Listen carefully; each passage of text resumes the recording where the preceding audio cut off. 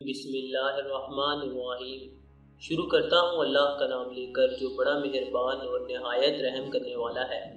اپنے تمام دیکھنے سننے اور چاہنے والے معزز خواتین و حضرات کو ایک مرتبہ پھر سے اپنے اس چینل اسلامک وظائف ٹرینڈ میں خوش آمدید کہتے ہوئے السلام علیکم۔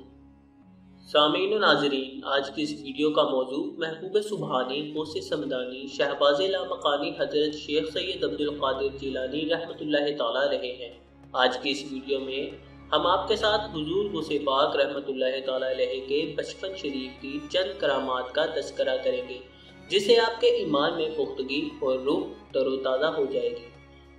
حضور غوث اعظم علیہ رحمۃ اللہ الکرام مادرزاد ولی تھے۔ آپ رحمۃ اللہ تعالیٰ علیہ اپنی ماں کے پیٹ میں تھے اور ماں کو جب چھینک آتی اور اس پر جب وہ الحمدللہ کہتی تو آپ رحمۃ اللہ تعالیٰ علیہ پیٹ ہی میں جواباً یرحمک اللہ کہتے۔ آپ رحمۃ اللہ تعالیٰ علیہ یکم رمضان المبارک بروز پیر صبح صادق کے وقت دنیا میں جلوہ گر ہوئے۔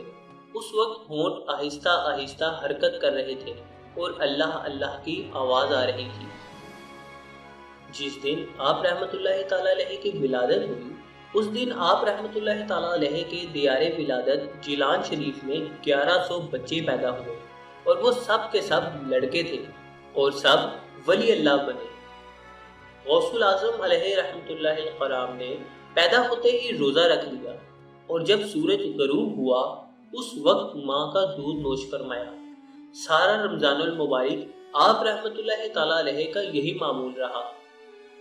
5 برس کی عمر میں جب پہلی مرتبہ بسم اللہ پڑھنے کی رسم کے لیے کسی بزرگ کے پاس بیٹھے تو اعوذ باللہ اور بسم اللہ پڑھ کر سورہ فاتحہ اور الف لام میم سے لے کر 18 پارے پڑھ کر سنا دیے۔ ان بزرگ نے کہا کہ بیٹے اور پڑھیے۔